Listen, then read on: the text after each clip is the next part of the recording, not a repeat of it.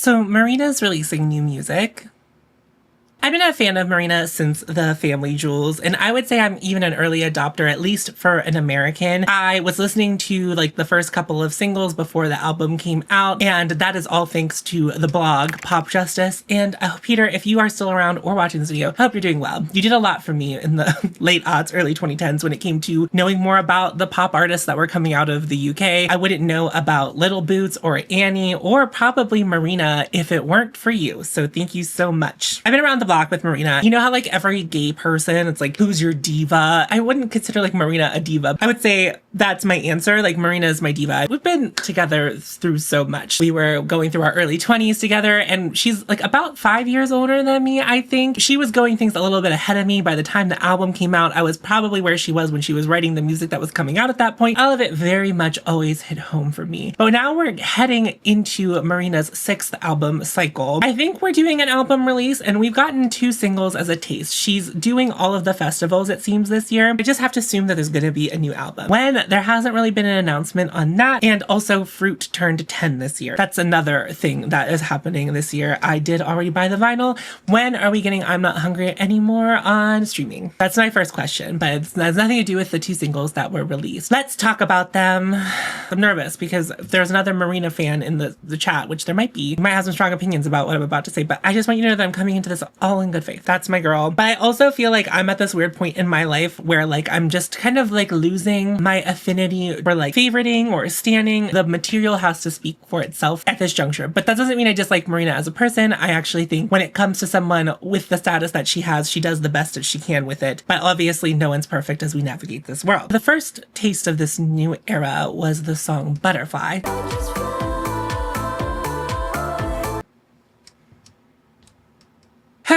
Butterfly. Whenever this single dropped, I gotta say I wasn't impressed with it. I bought it on iTunes because I'm now in the habit of like buying digital downloads again. I don't know, is it 2005? Maybe. And I just put the song on repeat because I was really excited to hear a Marina track. And I was taken back to the feeling that I felt when I heard Handmade Heaven for the first time. Sometimes Marina is really good with singles, and maybe her A&R has something to do with that as well. Maybe on the earlier albums, there was more of a focus that really worked out in everyone's favor. The Family Jewels, and especially on Electra Heart, I felt like we were really nailing it there. And then Fruit had 6 singles that were released before the album because we were doing Fruit of the Month. We got to Love and Fear. Handmade Heaven, it's fine, but it's not her best work. It's not even her best work on that album. I guess Baby is like technically the first single off of Love and Fear, but like I felt like that came out like way before. Anyway, that's the kind of feeling that I got when I first started listening to Butterfly, and I listened to it again and again and again and again and again. And so vibe-wise, I feel like we are sounding a little bit like Love and Fear, which is totally fine. I didn't mind Love and Fear as much as some other people seem to in the fandom. I'm not on fan Reddits or anything like that. It's just like too much. Like I'm 34. I don't want to be on the fan Reddits. There's a time and space for that, but also, you know, there's like a lot of negativity there. And as someone who is a content creator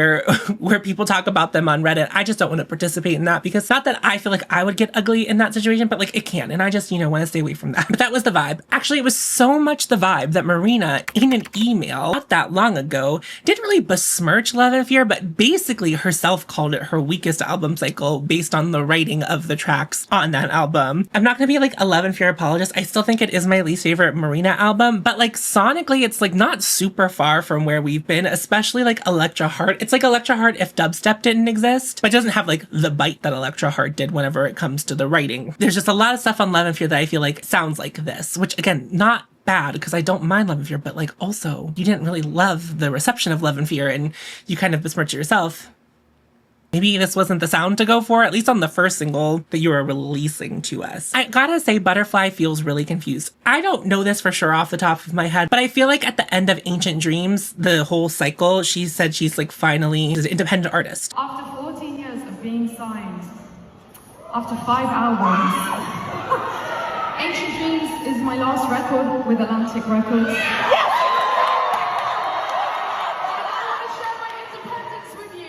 So I don't know if that's still the case or if she like signed a new deal. I don't know how she's publishing her music at this point. I'll have to look into that to like just understand it a little bit more. But I think for this to be your first effort as an independent artist, and this is like what you're showing us, I just felt like it was a very weak offering. I have come around to it since. I think Marina sounds the best she's ever sounded, but my favorite kind of Marina is whenever she's quirky. And I know that the chorus is supposed to have that little bit of quirkiness. high-pitched talk singing thing that was going on, which feels like a callback to Electra Heart. It's like you were trying to take Electra Heart and Love and Fear eras and kind of like mush them together into something that I don't think quite worked. That chorus is stuck in my head all of the time. Yeah, I'm a butterfly. I don't know that it's good.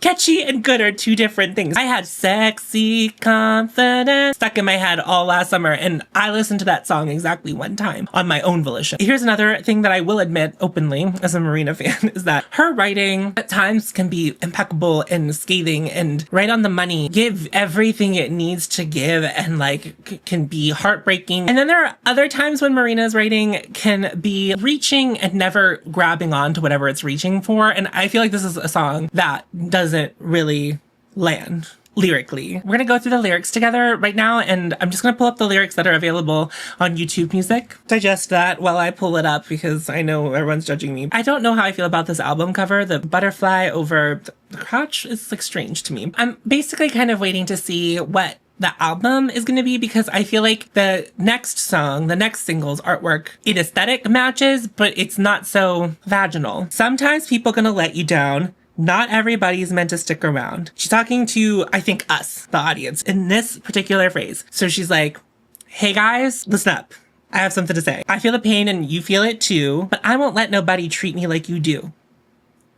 Who are we talking to now? And that's, I think, the part that's confusing me. It feels like it's this general song about growth and rebirth and like coming out on the other side of something. And not that the writing has to be super specific, but I think it's not specific enough, or like she didn't have a singular incident in mind. It kind of feels like every pain I've ever had from any person who's ever harmed me, you're not gonna make me feel like that. It's feeling too broad for me. I've had enough of being on my own. At least the first couple phrases, we were talking about generally like being like, okay, we're building to empowerment. I've had enough of being on my own. All these people I don't know. I guess I'll make it on my own. But you just said, I've had enough of being on my own. Sonically, I like it. Like if you take the lyrics out of it, yeah, okay. I like the way that the chorus sounds. In fact, I think she sounds better than she's ever had on this song. The one thing about Marina losing all of the quirks in her voice is probably that she's a better singer and her voice is healthier for it. She probably wasn't singing appropriately. And I do remember during like the Electra Heart era, her voice was kind of messed up and she took a bunch of vocal lessons, and we really kind of lost that weird jumping yodel thing in the later work. And when she sings those songs live, she also sings them differently. I just think she's a better singer than she was whenever she started, which is totally cool. Especially in the pre-chorus, her voice sounds impeccable. Her voice sounds better than it ever has. And Marina's vocal layering is also very cool because of her range. She can get pretty low, she can get pretty high. She's not really a belter, but she can get around and scoops around. And it's always very cool to hear what she's choosing to do whenever she does layer her vocals. So I'm saying goodbye to who? To me, the person listening, to a lover, to a friend I don't want to be friends with anymore. Watch me grow from afar as I turn into a butterfly. Now I'm leaving you behind. But it's just like, who? I'm not saying we need to name someone, but like that first verse, we were directing our communication to too many different people. And then we also were confused about whether we wanted to be on our own or we didn't. And I think that's just like the part that's like lost on me. The lyrics to the chorus don't bother me that much. It's just, I don't really like the way it sounds. It's this bratty sound that feels very forced. And I don't know how that's going to sound live either, because there's clearly a lot of editing being done to the vocals on that part, which I think is an aesthetic choice. Like, I think it was on purpose. Like, it wasn't supposed to sound human, but then it's just like, you know what I mean? I don't know. Like, how into that am I really going to be? And it turns out not very. No longer a baby. Yeah, I've been around. I can see how people like to move in this town. Trust no bitch, even people that you love. I can flip switch better than a blade does. And then we just go back to the chorus. I think if she rotated them and made it all internal, like she was speaking from her point of view, but not telling someone else, being like, this is how I'm feeling. I'm going to be a butterfly. I'm leaving everyone. Because I feel like we were like sort of being specific, but we're leaving everyone. It's just not my favorite. Then you get to the bridge and it's just colors.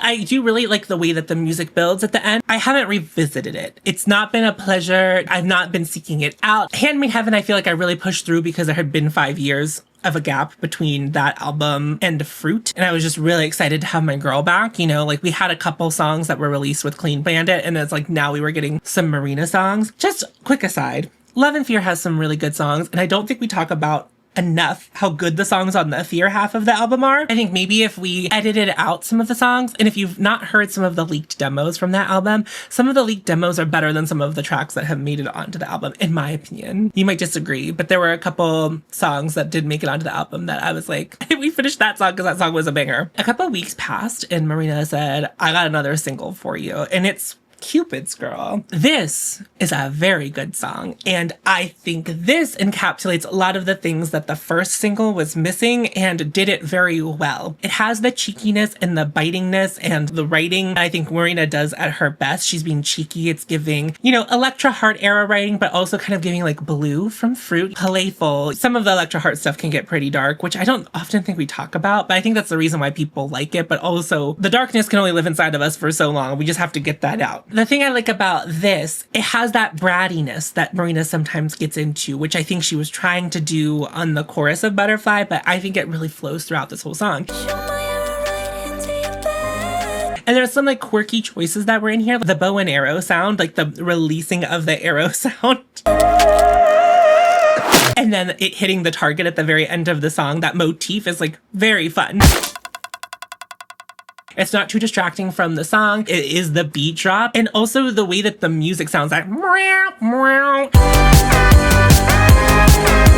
very fun. And the la la la la la. We're getting like the Marina-isms. This better encapsulates all of the work that has come before. We haven't gotten like a banger or something that I would consider to be a standout single. I think this is much more promising, but I always find that there's like better songs on the album for Marina. Like I do find Marina is like more of an album artist than a singles artist. And I also, like I said, like not always the best at picking singles. I know that there's probably going to be more, if there is an album coming, there's gonna be like more on the album that I'm probably going to get to sink my teeth into. But I hope if it's going to sound anything or the writing style is going to be anything like either of these two singles, I hope we're going more with Cupid's Girl than we are going with Butterfly. There's just something in Cupid's Girl that I think really got it. I don't think the lyrics are too complex, but there's a straightforward narrative, and it does feel like we're talking about the same people and we're directing all of the energy in the same direction, where sometimes she gets lost when she's projecting. And that's like, I would say the case for like a lot of her work. What's that one song that everyone likes from Love and Fear that I can't think of? The Pagodas.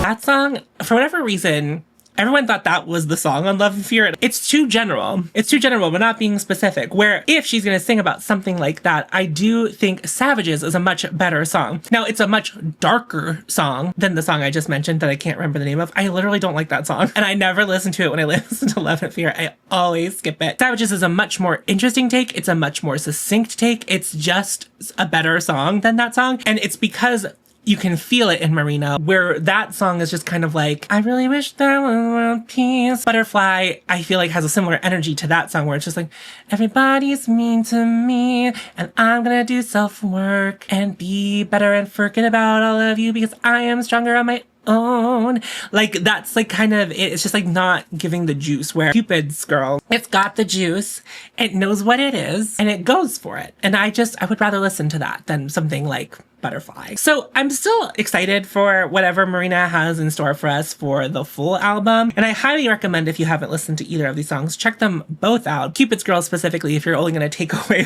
one thing, I do think Cupid's Girl is a better song. And if you happen to be a Marina fan, I would love to hear what you have to say in the comments down below. I'm finding this era of music that we are kind of in very interesting. It feels like we're getting kind of pulled in two directions. That era of no chorus, no kind of bangers, latter half of the 2010s into the early 2020s seems to be shifting away, but some artists can't seem to figure out how to like come back with bangers. But I think we're starting to get it. I think, you know, hearing Mayhem, we're going to start getting pop.